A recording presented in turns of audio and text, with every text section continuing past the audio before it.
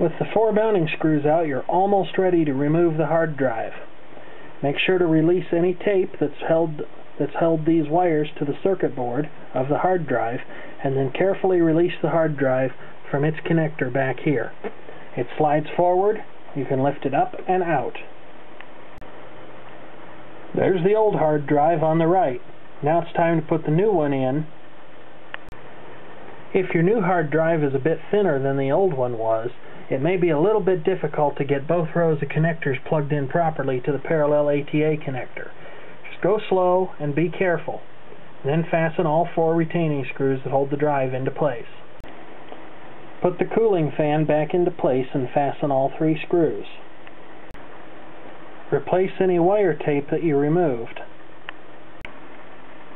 Reconnect both or any of the wireless antennas that you unplugged or that your Mac Mini has, and then carefully put the top half of the internals back into the case so that they rest firmly in place on top of the screw holes.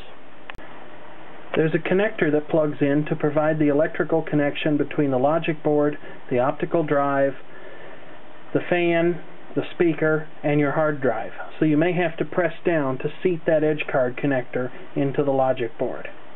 Fasten the screws, reposition your antennas into the correct location. When the screws are fastened and the antennas are back in place and all the wiring is hooked back up that you had to disconnect, put the cover back on your Mac Mini by gently placing it over the frame and then pushing it down a little bit on each side until it clicks into place. Then you're ready for part 2, powering up your Mac Mini and restoring your data to the newly installed hard drive.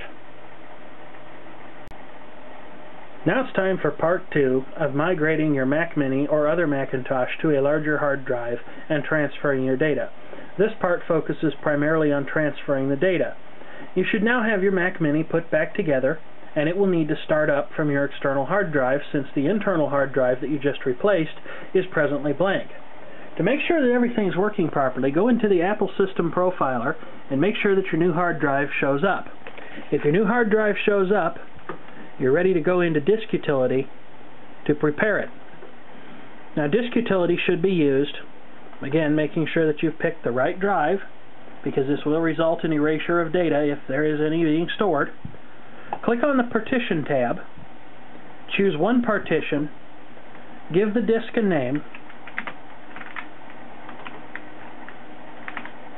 and then make sure that the partition is being prepared appropriately for the type of Macintosh you have. Intel Macintoshes use the GUID partition table.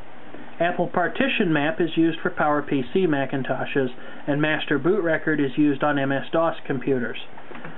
This is a PowerPC Mac Mini, so we'll use Apple Partition Map. Click OK. Click Partition. You'll be asked to confirm this, and then the disk will be partitioned as you have requested. Disk Utility, bundled with Mac OS X, is supposed to be able to restore disk images to hard drives. I've never had much luck using it, so I propose an alternative method. That is to say, you mount your image by double-clicking on it, and then, when it's been fully checked out and is ready to go, you can use Carbon Copy Cloner to perform the migration. Again, making sure to be careful that you pick the right source and destination disks for the operation. When you've done that, click on the clone button, and the clone operation will start to restore your data from the disk image to your newly installed hard drive. When the cloning operation has concluded, it's time to shut down your Macintosh and disconnect your external FireWire drive. And if everything went well, your Macintosh will have started up from the internal hard drive. Test out some of your applications, test out some of your documents, make sure that everything appears to be basically okay. If it is, you can erase your external hard drive at this point. However, you should probably hang on to your original hard drive and leave its contents as is for a couple of months, or until you feel certain that everything has migrated successfully from one hard drive to the other. So that's all there is to it, migrating one hard drive to another in your Macintosh computer.